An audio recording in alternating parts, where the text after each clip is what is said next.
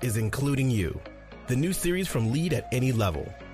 Including You features stories from chief diversity officers and other executives who are creating inclusive cultures in their organizations. Our goal is to show what's working in companies just like yours, to give you the tools you need to keep pushing for progress in your own workplace. We want to create belonging and opportunity for everyone, including you. And now here's your host, Amy C. Waninger.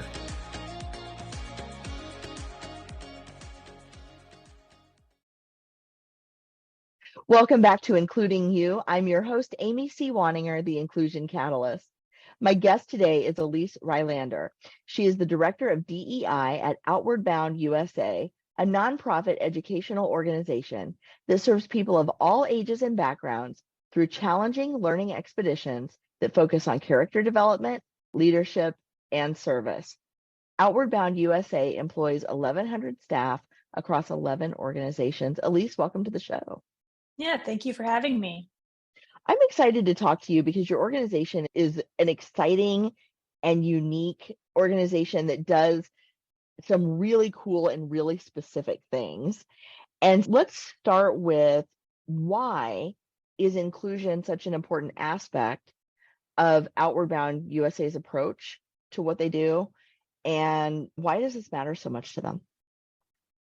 Yeah, absolutely. I definitely have a multifaceted response. So going back to the origins of Outward Bound, not just within the US, but globally, one can definitely make the argument that the idea of inclusion and equity is something that's been built into our origins from when our founder, Kurt Hahn, started the work and started what we now know as Outward Bound, again, both in the US, but then across the globe as well. And there's I won't bore listeners with an overview of that history because you can go read those books and do lots of research to find out all of the details. But again, from the origins, there was definitely connection to World War II and Europe and everything that was going on in that particular moment in time, and some pretty firm lines in the sand, so to speak, that were drawn against what was being put forward by Hitler and Nazi Germany. And those experiences definitely impacted the way that both the founder Kurt Hahn moved through the world as well as the way that the school was built up. And so at its core and from its inception, the work that Outward Bound has really been doing is trying to provide opportunities for individuals to be able to better connect to themselves, to others, and to the world around them, and doing that in the most compassionate and integrity-driven way. So now you fast forward many years, almost a century, and Outward Bound in the US was started in the 60s and really began in Colorado. And again, from that beginnings, there was an emphasis on connecting primarily with younger men who were maybe not experiencing opportunities or advantages that were going to allow them to be able to really thrive, and being able to provide those for folks. And then obviously as times changed, the demographics of our students have shifted quite a bit. Something that I think is interesting about Outward Bound, if you were to ask folks just in the public, have you heard of Outward Bound and what comes to mind when you hear that name or that brand name? I think most often folks will reply with something along the lines of, isn't that taking kids out backpacking in the Rockies? And often the image that gets conjured are like young white men, teenage white men. And that is a portion of the students that come through our school system every year. We serve about 45,000 students a year across our 10 schools. But in fact, our current CEO recently did some research and some digging around this, and what we discovered is that about 70% of those 45,000 students are actually students of color and are not coming from that sort of classic wilderness expedition school system. So those students are coming to us through direct partnerships with school districts. They are experiencing Outward Bound classic courses in the way that they're getting out and connecting to nature. That is always an important part of the work that we do, but it isn't always that sort of what we call in the industry, like the big W wilderness, quintessential pinnacle experience. We're going to go conquer this mountain. That's not actually what the vast majority of our students are doing. We're helping to support them connect to themselves, each other, in the natural environment in other ways that are far more accessible to them in their lives in a day-to-day manner after they come to a course with us. So the work that we do in connecting to inclusivity and this idea of equity has, again, been woven throughout our whole history and is very much just a part of what we do every day and have been doing for a long time. Where we are now is in a moment in time in which we recognize and have recognized for a while that we need to be more intentional and strategic about that work moving forward so that we can ensure it's well resourced and it's sustainable and it's actually creating the effects that we hope to be creating for our students and also for our employees. Thank you for the background on the organization, because I wasn't as familiar with it, and probably a lot of the people listening had the same misconceptions that you alluded to, that it's backpacking in the Rockies for privileged kids. Is there a particular initiative or one or two maybe aspects of inclusion that you've been focusing on recently that you feel are really making a difference in the organization and how you show up for your students or how you show up for each other internally? Yeah, there's been so much work that has been happening for a long time across the system. And when I refer to the system, I'm referencing there's 12 individual nonprofits that make up the federated system within the US. So we have 2 administrative nonprofits, one of which is the one organization I'm with, and then there's 10 schools. So there's been great work happening across the system for a long time. My position is very new. I'm just 2 months actually into this role at the national level.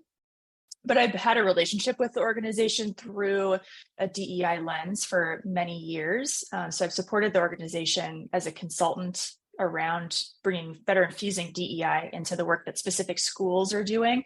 And then I also, through the nonprofit that I launched about a decade ago, have worked with 2 of the schools out here on the West Coast, which is where I'm located, to help create LGBTQ teen specific programming. So the ways in which we've seen inclusion and equity show up over the last decade or longer really has just depended on the school, who is in employment with those schools at different moments in time. What are the demographics of the students that are being served at those schools, or the demographics of the staff? And so the work has really been informed kind of organically and a little bit more informally by those different pieces of that puzzle. And as like I mentioned, what we're trying to do now is to become far more intentional and strategic at that national level to make sure that we have all of the schools being able to leverage what they do really well as it relates to DEI work and bring that across the system, but also support them where they might be struggling or experiencing barriers. And that comes in a whole host of ways. So what is fun about my job is thinking about everything from what does a student think when they go onto our website or view our social media channels, all the way up to how is a board functioning. So I get to oversee and help support the work at really truly all levels of the organization and in all functional aspects. So it's a lot of work to get your arms around. I joke that my business cards should say lead cat herder instead of director of DEI, because I'm just trying to get everybody's got great ideas and they're so passionate about really important topics and concepts, and we just need to get everyone kind of heading in the same direction. So that's a large part of the work that I'm currently doing now. But to answer your question a little bit more specifically, like I said, there's just been so much fantastic work that's been going on and really been staff-led and staff-driven for a long time when we think about queer equity, racial equity, gender equity, equity in a whole host of ways that support a whole host of different communities. So as you're doing this work in all these different places, it sounds like you've almost got incubators, if you will, for ideas in the different communities or the different schools that you have, and then they can test ideas and the best ideas bubble up, but then if they get stuck, you're the point of contact to pull from all these different ideas to help them move forward with what they're working on. Do I have that? Yes, that's definitely, I think that's something that has happened, again, a bit more informally or without as much support or structure at the national level. And so that's what we're shifting now that I'm in this position, is being able to bring those schools together and provide that structure and that support, and also allow them to just have more awareness too across the system of what's going on really well. The schools are incredibly busy. We're nonprofits. And so there's never enough resources for all the things that we want to do. And so it's really easy for the schools to get into a bit of a shielded focus onto what's happening in their school and not really be able to pick their heads up and look around the system and see what's going on. So that is part of my job, is to help increase those opportunities to hear from the other schools and really get an understanding of that school might be a little bit further ahead than others when we think about cultural competence training for staff. So how do we take those good learnings and bring those across the system? Another school might be really great at supporting queer students. And so how do we take those learnings and bring that across the system? So that's very much the work that I'm doing now. And we haven't gotten far enough into the process to, I think, get to that maybe more exciting and intentional incubation phase of, okay, let's test this out here and see how it works in California. And can we bring that to Minnesota or to Philly? But that's definitely something that we will be doing. And we're really good at as a system, because we have done that in many other ways when we think about course type or curriculum experiences for students. So that will be one of the ways in which we're able to figure out what works for us, and how do we then make that happen at scale and sustain that across the system. I wanted to ask, when you talk about your students, are these short-term courses like they might learn how to do like ropes courses in the mountains in the Rockies, for example, over a weekend, or is it a longer, like almost a semester long program that they go through that culminates in some sort of an adventure? How does that work for the students? What's their experience like, and their level of involvement or commitment in the work that you all do with them? Yeah, it really varies. So we have some experiences that are 3 or 5 days long, all the way up to semesters, or we have our school in New York is actually structured very differently than the rest of the schools. And that is a school that runs, it's a school. So like we would think of any traditional school. And so they have students that are there for a full year or multiple years, and then engage in what we would call maybe the more classic outward bound experience during the summertime or throughout that school year. So yeah, it really depends on who the student is, how they're coming to us, what their interests are, that help determine the experience that they have with us, unless they're coming through a school group. And then that's something that is maybe there's a little less agency for that particular individual student, because they're there as a part of their high school or their middle school, and they're participating in a specific group program. And again, those engagements can vary. That could be a couple of weeks culminating in a 5-day wilderness experience. It could be a couple of day programs in which they're participating in things like ropes courses or doing more like on the ground experiential education learnings. So yeah, we do it all. And then there's also a professional services group. So we do work with teachers and educators, and we work with adult populations as well. So pretty much anything that you could think of or dream of, we probably offer it in some way, shape, or form to our students. That's so cool. And it gives me all these ideas and fantasies of going on these adventures. And Yeah. I'm wondering, like, how do you capture the imaginations of these students or of the schools, given that you're serving such different populations in different places? What does that look like in terms of how do we appeal to young people who are decreasingly aware of the outside environment because they are so tech focused, they are so tech centric? How do you lure them outside in the first place? But how do you capture their imagination in a way they can see themselves doing some of this programming? Yeah, absolutely. And that's the main focus for one of our organizations within the system. And there's so many folks that have dedicated their careers to helping answer that question. And it's a question that I've been in this industry now for over half of my life. And it's a question that we were asking when I started out over 17 years ago. And it's one that we're still asking. And I don't think that it is actually as dire as maybe we can think of it, or the average person might think the situation is. Of course, things continue to change. We're having to deal with anxiety related to not having your cell phone. And some of those things are different than they were maybe 10 or 15 years ago. But at its core, once we're able to get a student really into the experience and bought into it. And they don't have to be fully bought in, but if we can just open that door, our methods and our staff are so good at what they do that most students walk away with a really wonderful experience. And we've been able to do the things that we have set out to do, which is, again, help them connect better to themselves, others, and to the world around them. And sometimes we do get students that are on our open enrollment courses are being sent via their parents. And that's always an interesting thing to navigate. Sometimes it doesn't work out when the student isn't able to complete the course.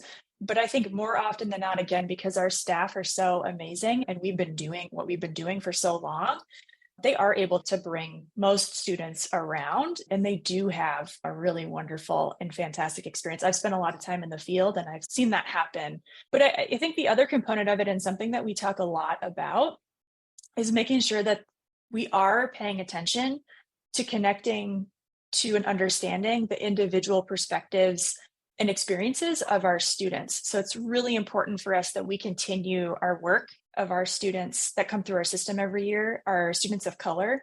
I can tell you that we do not have that when we think about the staff that are leading those students through those courses.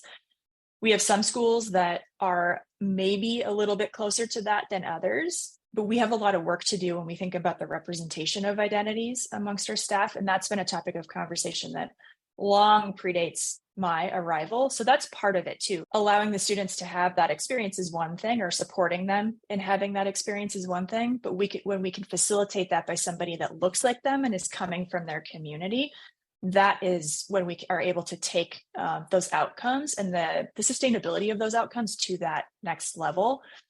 So again, lots of great work has been happening on that front that long predates my arrival here. And it's something that we as a system need to get better at and need to figure out what are the keys to success of some of those schools, and how do we scale that to be able to meet the need of the changing demographics of our students and just of this country too. Yeah, and I think that's an issue that's top of mind for a lot of people, not just in the nonprofit space. How do we serve a changing community more effectively? That's true in any product or service oriented business as well. For-profit business, look, the demographics of our market are changing. How do we appeal? The demographics of our talent pool are changing. How do we appeal to the talent and make sure that we have the right representation inside our organization so it'll appeal to the folks that we're trying to reach outside of our organization? So I don't think you're alone in that, but I think the kind of maybe the nuance of what you're doing and the way you're serving is probably particularly important when you're talking about getting these kids to connect, primarily kids, to connect with the adult leaders, to connect with the experience. I appreciate that subtle urgency that you might have that other organizations haven't hit yet. Yeah, absolutely. And I think it's really important for us to understand the collective we does this in many ways. And coming from the outdoor recreation economy for as long as I have, I can confidently say that we have done this over and over again. And that the thing that I'm referring to is making the false assumption that there aren't, in particular, our emphasis has been on race. There aren't people of color. It used to be women. The same thing happened with binary gender and with women 25 years ago. There's this false assumption that there aren't people of color that are interested in getting in the outdoors or are interested in being employed at organizations that do the type of work that we do. And that's just patently false. I can provide so many examples of the ways in which that is so fundamentally incorrect. So it's really important for us to understand that, and to understand that as an organization, we have a history of and a culture of being savioristic in the way that we think about the work that we do. And like I said, we are 70% students of color. We are not 70% staff of color. So we are very white-led in many ways. And I see the ways in which the intention is not malicious, but the ways in which we are a product of the culture that we live in. And there is a bit of that white saviorism that can proliferate the way that we look at the gaps that we have and how we approach filling those. And so that is another component of my job, is to caution us against making assumptions about demographics that we don't currently have well represented, maybe within our employment pool. And how do we go about changing that? And how do we do that in a way that isn't going to require them to assimilate to what how we have historically been, maybe as a culture, as an organization, but is going to actually truly be inclusive of a diversity of identities and lived experiences. And that's going to help us enrich the work that we do and then create retention for our staff. That's the other component. We could have an amazing recruitment strategy and bring people in, but do they want to stay once they're here? And that's also where we can see the wheels fall off the bus, not just for us, but many organizations. So we have to be very cautious and intentional in the language that we use to talk about these types of things and what we're experiencing. And also, how do we go about changing and evolving from where we are now to where we want to be in the next 5 to 10 to 25 years. You bring up a good point about retention, because I think a lot of organizations try to recruit their way out of a turnover problem.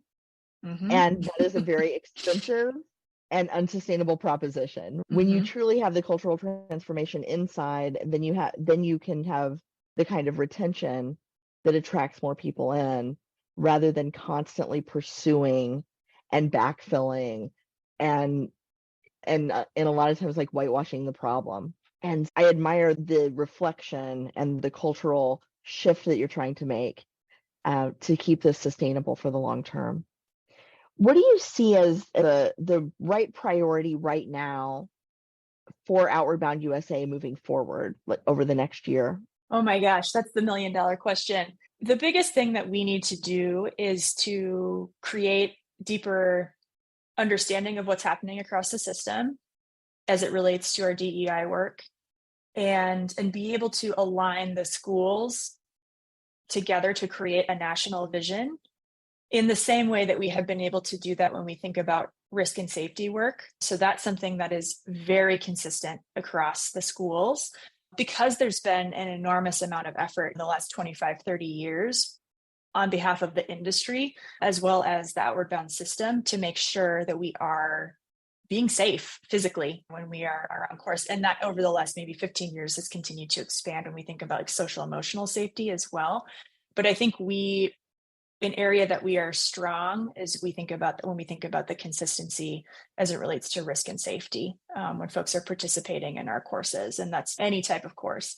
So we need that same level of connectedness, and arguably probably need to go beyond the level that we are at with risk and safety right now, because there's so much nuance to DEI work. We need to be that connected and aligned as a system. So that's the big task that I have in front of me right now, is to gather all the information, relevant information from across the system, and be able to develop structures and tools and systems that help other schools engage with the work that's happening at that system level, and then create a really clear strategy and get alignment around what we want to do, recognizing the unique gifts and talents and areas of expertise within specific schools and regions, but aligning us to that kind of bigger vision. When we say Outward Bound in the US, we all understand what that means from a DEI perspective or through a DEI lens. And we're agreed upon how we are each playing a unique role in helping to move that work forward. So a lot of that work remains to be seen, because I mentioned I'm only 2 months into this role, but because of the foundation that's established compared to other similar experiences that I have had in these types of roles, I think it's going to go well and maybe move a little bit more quickly than in other situations that I have been in. So I'm optimistic about us being able to get that alignment and make some really exciting leaps forward, in a shorter time frame than maybe you might see at other organizations. Elyse Rylander, thank you so much for your time and for sharing your expertise and your experience with us, and for sharing a little bit more about your organization, Outward Bound USA. I appreciate you so much. Thank you. Yeah, thank you. And you're never too old for an Outward Bound course. And this is true for anyone who's listening. So feel free to check us out. And we'd love to help support anyone get out and about and connect to themselves and others in the natural world. That's great. Thank you. I'll make sure to include the links in the show notes so people can find you and Perfect. find the organization directly. Thank you. Thank you. If you've enjoyed this episode, follow Lead at Any Level on LinkedIn and YouTube. Then join us for Including You video simulcast every Thursday at noon Eastern. Including You can also be enjoyed each week as part of the Living Corporate audio podcast series, available on all major podcast platforms. Learn more at living-corporate.com. Including You is brought to you in part by Lead at Any Level, a boutique training and consulting firm improving employee engagement and retention for companies that promote from within. Lead at Any Level. Leaders can be anywhere and should be everywhere. Learn more at leadatanylevel.com. Lead at Any Level and its logo are registered trademarks of Lead at Any Level LLC. The views and opinions of guests on our show do not necessarily reflect the positions of Lead at Any Level, Living Corporate, or the sponsors of Including You. That's it for this week's episode of Including You. If you enjoyed this episode, be sure to like and subscribe wherever you get your podcasts. Don't forget to leave us a comment or a review to help others find us as well. And be sure to join me next week when my guest will be Crystal McNack from Enbridge.